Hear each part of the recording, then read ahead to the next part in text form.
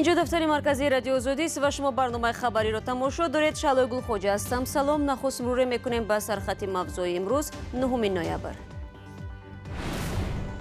گروه تندروی دولت اسلامی مسئولیت آشوب در زندان شهر خوجند را بر عهده گرفت. مقامات رسمی تا هنوز خاموشند.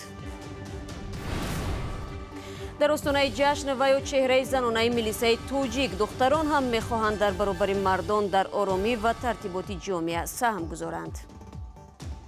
من یک حادثه را با چشم خودم دیدم و شاهد حال گشتم که چی طور دختر از جانب مادر خود رنج و شکنجه دچار می شود. و عاملان سوختار اتوبوس جزا گرفتند. دادگاه رانندگانی را که باعث مرگ 52 مهاجر ازبک شدند به زندان محکوم نمود. گروه تندروی دولت اسلامی مسئولیت آشوب خونین در زندان رقم 3 شهر خوجند را بر عهده گرفت.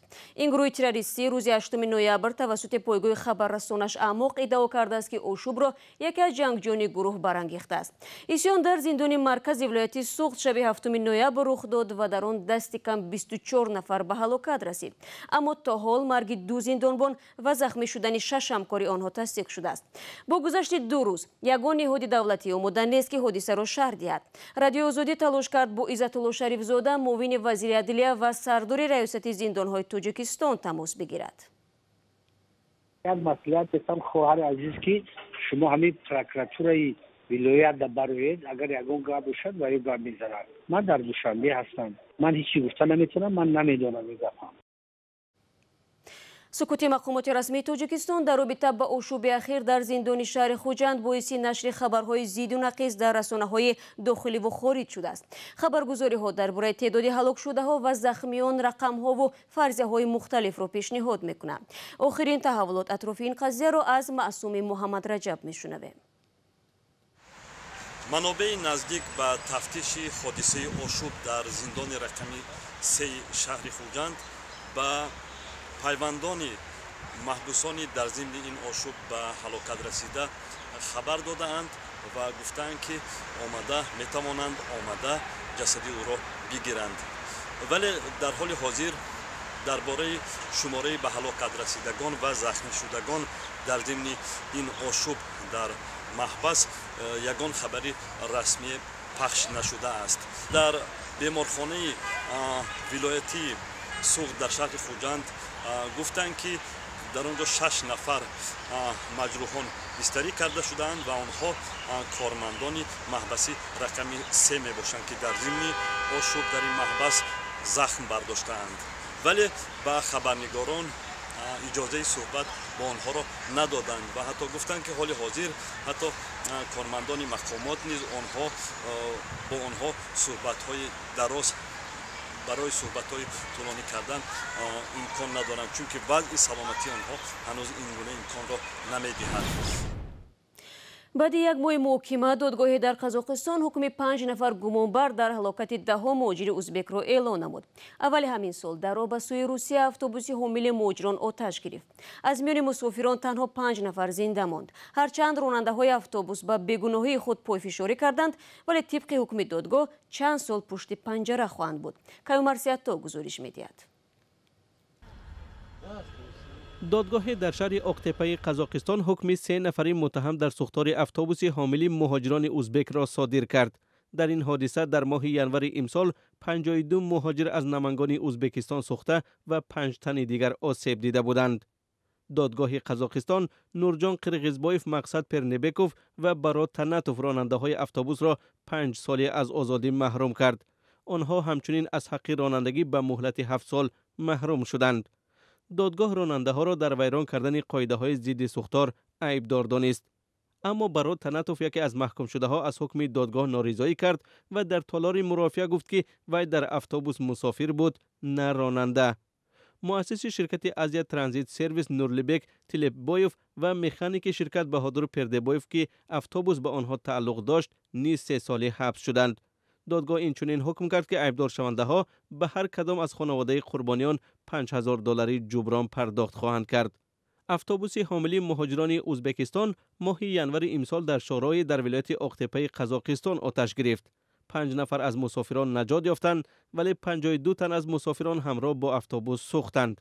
همه آنها ساکنان ولایت نمنگان ازبکستان بودند. پرزیدنت ازبکستان شوکت میرزیوف گروه ویژه‌ای را به قزاقستان فرستاده بود تا در جریان تحقیق و شناسایی جسدها و سبب سر زدن فاجعه با مقامات قزاقستان همکاری کنند. بر روسیه سالانه تا 2 میلیون ساکن ازبکستان برای کار و زندگی می روند. بیکاری و کمبود درآمد در وطن آنها را وادار می کند که در شهر و منطقه های مختلف روسیه در بخش ساختمان، تجارت و خدمات دیگر فعالیت کنند. آنهایی که امکان مالی بهتر دارند از راههای هوایی و آنهایی که امکانیت محدود دارند توسط قطار راه آهن یا اتوبوس بر روسیه رفته می آیند. رو می‌ریم به موضوعهای دیگر. امروز در دوشنبه بینای نوی وزارت کارهای داخلی و هم مرکز مبارزه با تروریسم و افراطگرایی و سپاراتیسم را به استفاده دادند. در رسم افتتاح رئیس جمهوری تاجیکستان امالی رحمان شرکت داشت و به مناسبت روز ملی به چندی از کارمندان حفظی حقوق رتبه‌های مخصوص را سپرید. طبق تقویم تجلیل روز ملی ها در تاجیکستان 10 نوامبر است. در استانه این سنه سرویناز روح‌الله و شهلای عبدالله به فعالیت زنان در این ساختار توجه کردند.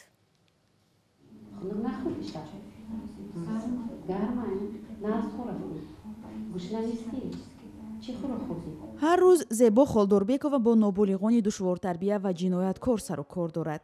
و من همیشه یک فکر دارم که نابالغ این شخصی است که برای عملهای خود حالا جواب داده نمیتواند. او دوام 25 سال شیوه مناسبت با آنها را تکمیل و تنظیم کرده است. آن هم معمولی نیست. یک صحبتی خوب کنم تحت دل اونها رو فهمم و در همین حالت هم کوشش میکنم که یک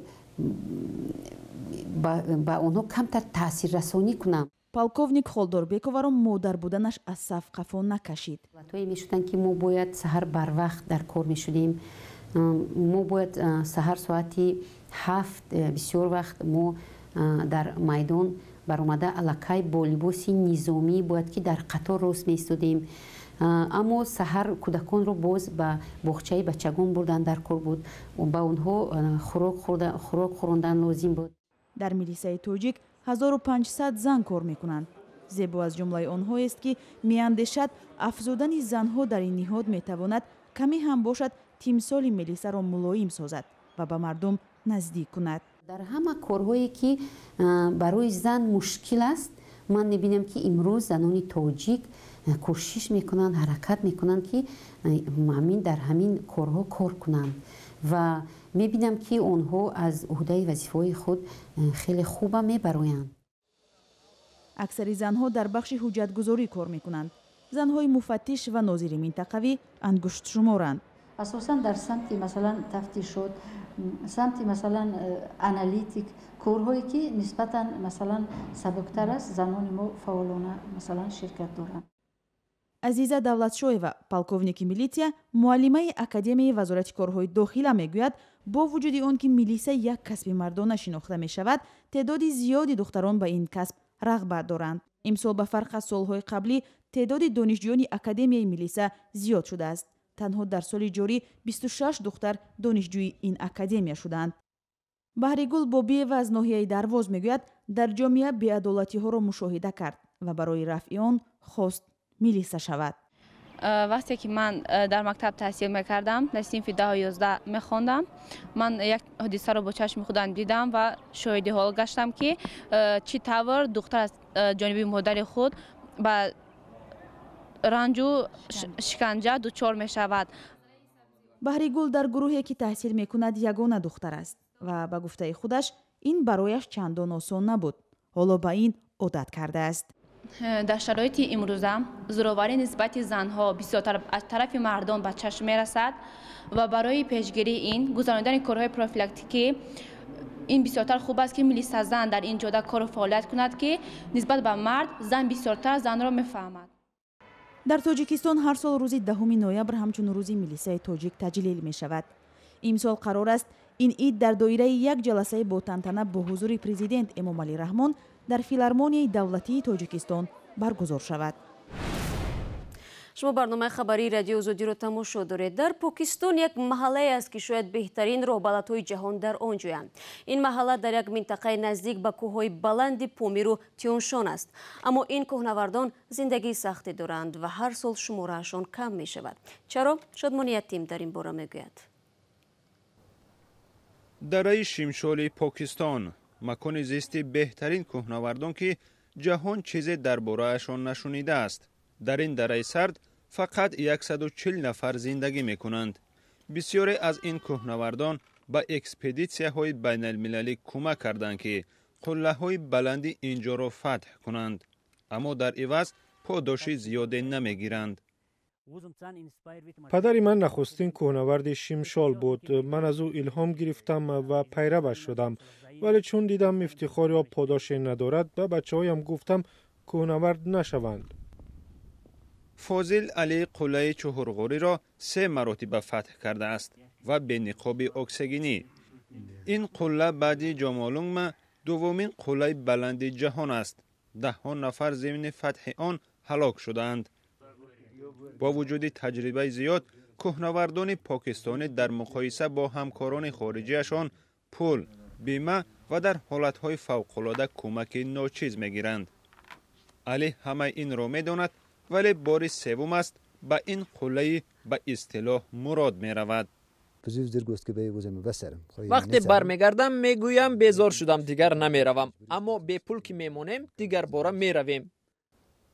در اینجا 5 قلعه بیشتر از 8000 متری است و در موسم کوهنوردی راهبلدان پاکستانی را به کمک میخواهند. حاجی پروین 10 سال پیش شوهرش را التجا کرد که نرود، ولی ناعلاج با او خداحافظی کرد. جسد او را که در قلعه چهارغوری با 11 نفر هلاک شد نیافتند. با او گفتم زندگیمان خوب است، به چیز احتیاج نداریم، اما گوش نکرد. تا حال به خود نفرت میخونم که چرا مانع رفتنش نشدم. حالا زنده میبود. شوهر گلدانه نیز در همان روز هلاک شد. برای مرگ شوهرش 2 سال بعد $2,500 جبران پولی گرفت. هیچ کسی نیست کمک کند. کسی هم کوشش نکرد از حکومت و یا شرکت پول بگیرد. ما را تنها گذاشتند. شیمشال در بلندی 3000 متر از سطح بحر جایگیر است و کوهنوردی در خون مردم اینجاست. مردمی که قله‌های بلند پاکستان را مثل 5 انگشتشان می‌دانند، ولی کم کسانی آنها را می‌شناسند. در باغ بتانیکی شهر پاریژ که گوشه برای حیوانات وحشی هم دارد، نخستین بار در طول 13 سال اورانگوتان، یکی از نوع‌های نادر میمون است، به دنیا آمد. گزارش نوبتی ما در همین باره قصه می‌کند. باغ بتانیکی پاریژ ساکنی نو دارد. بعد سال 2015 بار اول است که در اینجا اورانگوتان کلیمانتانی تولد می شود. میمون مادینه را که 17 اکتبر به دنیا آمد یاوا نام دادند. 1 هفته پیش تولد شد. حال یاوا بسیار خوب است. خوب میخورد. مادرش با نگهبانان اونس گرفته است. خودش بچهش را نشان داد. به ما اجازه میداد که او را نظارت کنیم. به اون نزدیک نشویم و به جریان طبیعی مناسبت مادر و کودک دخالت نکنیم. بچه های اورانگوتان تا 8 سالگی با مادر میمانند و بعداً مستقل می شوند. در طبیعت 40 سال، در باغ حیوانات 50 سال زندگی می کنند. یاوا را به باغ حیوانات دیگر میفرستیم، ولی بعد 10 سال مادر باید بچهش را بزرگ کند. اورانگوتان های کلیمانتانی در ورطه نابودی قرار دارند. سبب آن محو جنگلزارهای اندونزیا و مالزیا، مکان سکونت آنها و شکاری غیر قانونی است. از این نوع جانور در جهان فقط 60,000 عدد مانده است. و دادگاه در شهر لندن بریتانیا زمیر حاجی و همسر رئیس پیشین بانک بین‌الخلقی آذربایجان را در عوض گرو از حبس آزاد کرد. او را هفته گذشته بعد آن بازداشت کردند که در مرکز تجارتی هر روز یک باره 16 میلیون فونت خرج کرد و هم با ارزش 20 میلیون فونت دیگر اموال غیر منقول خرید. حاجی و را در آذربایجان در دوزی عیبدار می‌کند. نسبت او با مدعی غصب غیر قانونی مبلغ پرونده باز شده است. 15 دقیقه که در اختیار داشتیم به پایان میرسد، اما شما میتوانید خبرگزاری‌های مهم را از وبسایت رادیو آزادی پیدا کنید. فردا نوید بامدادی تقدیم شما میشد. فراموش نکنید. تا فردا، خدا نگهدار.